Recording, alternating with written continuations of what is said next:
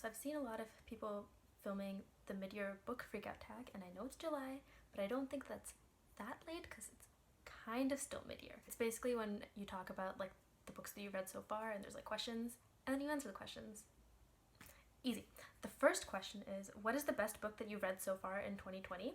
And I would say that's either My Dark Vanessa by Kate Elizabeth Russell or Good Omens by Neil Gaiman and Terry Pratchett. And they were like completely different in terms of like the tone and the topic and stuff. So My Dark Vanessa is about a girl named Vanessa who was in a relationship, I guess, with her teacher when she was at boarding school in high school. She was 15 years old at the time. He was 42 or something.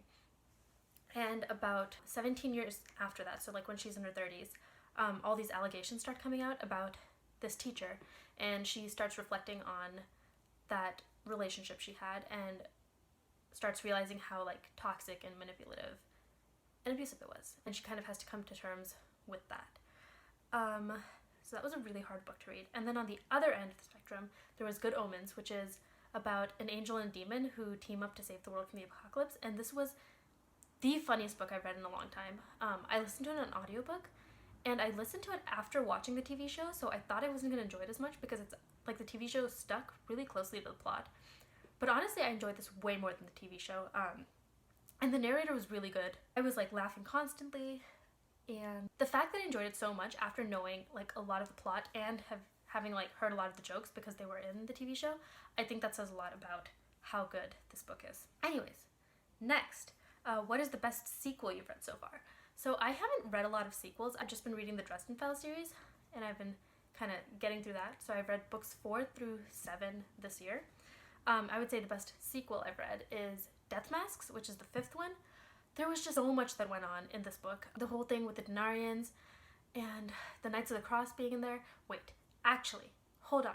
Spoilers. You know what I'll do? I'll take this clip where I'm warning about spoilers, and I'll just put it before I start talking about.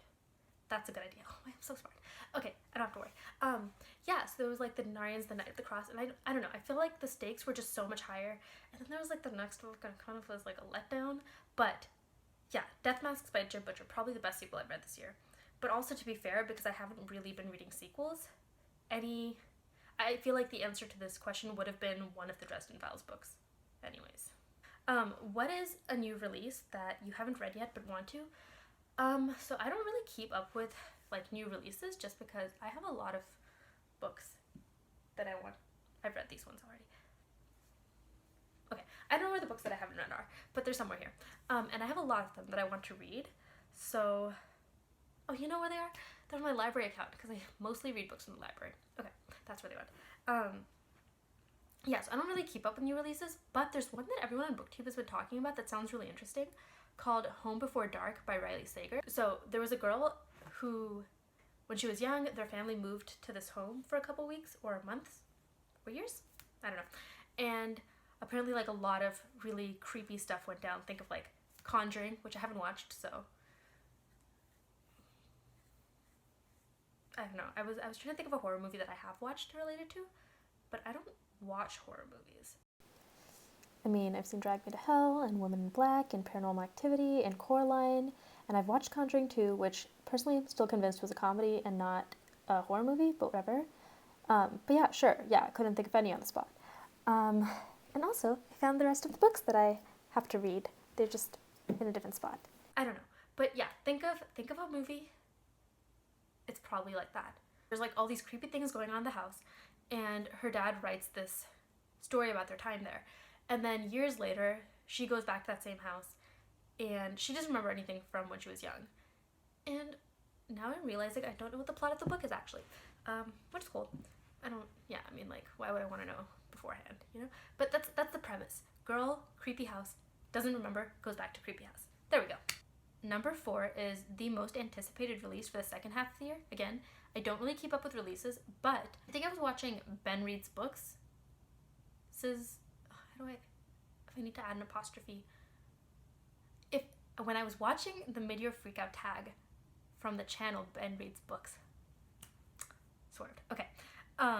He talked about this book called When Life Gives You Mangoes, and it's a middle grade book, so that means like, I don't know, like think like Percy Jackson and other middle grade series. But yeah, so like, you know, like what you would read in middle school.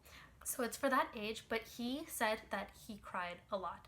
I think he said that he cried, or that it made him very sad or happy. He recommended it, and it sounded good. So that's kind of what I'm looking forward to for the second half of the year. Other than that, I don't really care about new releases. Number 5, what was the biggest disappointment? And for this, it kind of, okay, I don't want to call it a disappointment because I think I went in with unfair expectations because it's not really a genre that I would read. But The Kingdom of Back by Marie Lu, the premise was really interesting. It's about Mozart's older sister who was also basically a musical prodigy. At that time, basically women couldn't compose, and like young girls could perform, but once they became women, they weren't allowed to perform anymore. So she's kind of worried about the fact that like people will forget her and she's gonna lose all this freedom and stuff. And the thing about this book was that it was half her real life and then half it was like things are happening in the Kingdom of Back and it seems like things are coming to life or whatever. To clarify, so she and her brother are going on a tour of Europe. This is like, that part happened in real life, but then they had invented this fictional kingdom called the Kingdom of Back, and in this book a lot of that stuff comes to life. I think that I would have enjoyed this book better if none of the Kingdom of Back stuff had been written as if it was real, because like she's seeing characters and she's like going on quests and stuff. I was like stitching while I read this, and I remember that like every time like the more realistic side happened, her like actually performing and composing and like struggling with her day-to-day, I was really hooked. And then the kingdom stuff would come up again and I just didn't care. I would zone out. And so in that sense, I guess it was a disappointment, but it wasn't a bad book. And again, I personally prefer either like straight up like say your fantasy or don't have like these unrealistic elements. Number 6 is what was your biggest surprise? And for this, I'm gonna give it to Addicted to You by Krista and Becca Ritchie. So I don't read romance, especially not adult romance. I think, so like when I was younger, I would read a lot of young adult and mostly like paranormal romance. A lot of Meg Cabot, a lot of like Rachel Vincent, the School Screamer series. I used to read The Iron Fae by Julie Kogawa. I used to read like a lot of that stuff. And so there was always like romance sneaked into that. And I was fine with that. And like I enjoyed it, but I don't really enjoy romance in general. But then for some reason, I was like, I am going to find a book I like. And I was like on this kick for a week where I was just trying to read adult romance and I like hated everything I was reading. If anyone has recommendations, I'm open to it. I like Friends to Lovers and I like Slow Burn. And I don't know, I like books where the characters like really supportive of each other and they have a lot of banter. I ended up finding Addicted to You, which I really enjoyed, and I think this is a kind of a cheat answer because I don't think that it should have been categorized as romance. I think it was more like contemporary with darker themes because basically there's this girl Lily Calloway and then there's Lauren Hale. Lauren is an alcoholic and Lily is a sex addict, and they are pretending to be in like a fake relationship so they can kind of make everyone, like make their family and friends think that they're totally fine, they're like all good, but then they're like using each other to hide their addictions.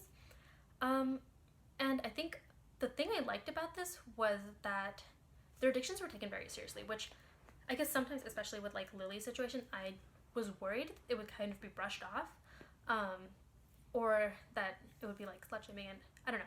But it was very clear that their addictions were very harmful to them. I think that part was well written. Like they went into a lot of details about how this really affects her in her life and like her ability to make friends and like spend time with family, you know, like do well in school. Like it really, really like cuts into her daily life. And the other thing I was worried about was I was worried that since it was classified as romance, I assumed at one point that the characters would get together, you know? And I was worried that it would be like, like being in a relationship kind of solved our problems, which it was not. It was very clear that their problems were very real and that they couldn't just be fixed by like having another person there for them, you know? And so, yeah, I enjoyed this book way more than I expected. Again, like I said, probably a cheat answer because it wasn't really romance, but I thought it was going to be, so I was surprised. Number 7 is, what is your newest favorite author? And for this, I would probably just say Jim Butcher, who writes the Dresden Files series, just because I have been flying through those books. He's also like the only author that I've read more than one book of this year. Okay, newest fictional crush. I didn't really have any fictional crushes. I used to when I was younger. I was like obsessed with Casey Acosta from the Sammy Key series. I was obsessed with Puck from the Iron Fae series. I was obsessed with the Grim Reaper Todd. He's so cute. From the Soul Screamer series. So like, it's not like I don't have fictional crushes, but I don't know if it's just like the stuff I'm reading, especially because, like I said, when I was younger, there was like romance sneaked into my books, and now there isn't. So yeah, like there's characters I like, but I wouldn't say I had fictional crushes on them. Newest favorite character. Okay, two for this. I just finished reading Murderbot last night, by Martha Wells, and this is about basically like this android sec unit. He's like kind of part human, part robot. Hard to explain, but he's so funny because he's supposed to be a security robot that's sent off with his team on a mission, and he does not care about the mission at all. All he wants to do is like watch this like space soap opera called Sanctuary Moon. And he's like super shy and he hates being around humans. He was just a great character. Number 10 is a book that made you cry. And for this one, I'm going back to one of the books that I said for my first answer, which is My Dark Vanessa by Kate Elizabeth Russell. It was just a really, really hard book to read. I wasn't even crying because I was sad. I was crying because I was like uncomfortable. It was really hard to read about because in the book, Vanessa is still kind of convinced that like her relationship with her teacher was like true love and that it was a healthy thing. And sometimes it's just like really frustrating because these other girls are coming out with allegations and she's just like they're lying or asking for attention. And you get really, really frustrated with Vanessa's character, but at the same time, you can like, during the flashback scenes, you can see how badly she was manipulated. And I don't know, it was just like, it was really heartbreaking to read. So I guess that was that one. Number 11, a book that made you happy. I would say two answers for this one. Again, Good Omens by Neil Gaiman and Terry Pratchett was like, I still think about some of the jokes sometimes, and just the way the book made me feel. It was so funny and absurd, and I love that book. Yeah.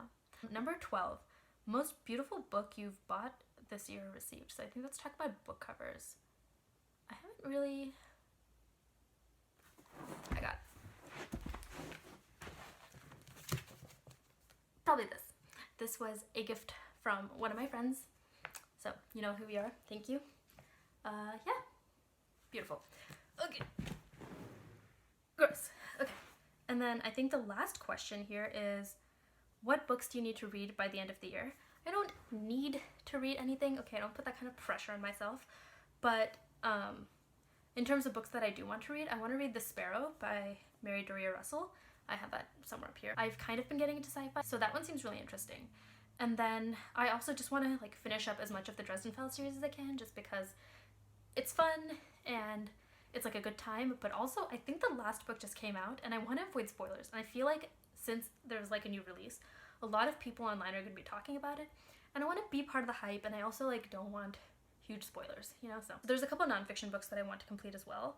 The first one is Medical Apartheid, The Dark History of Medical Experimentation on Black Americans from Colonial Times to Present by Harriet Washington. Pretty self-explanatory. I picked this because in our classes, we mostly talk about like, I feel like everyone's heard about the Tuskegee syphilis experiments, but obviously there were like so many examples of when this happened. It's not just like one experiment that was like unethical. And I kind of just wanted to learn more about the history as a whole.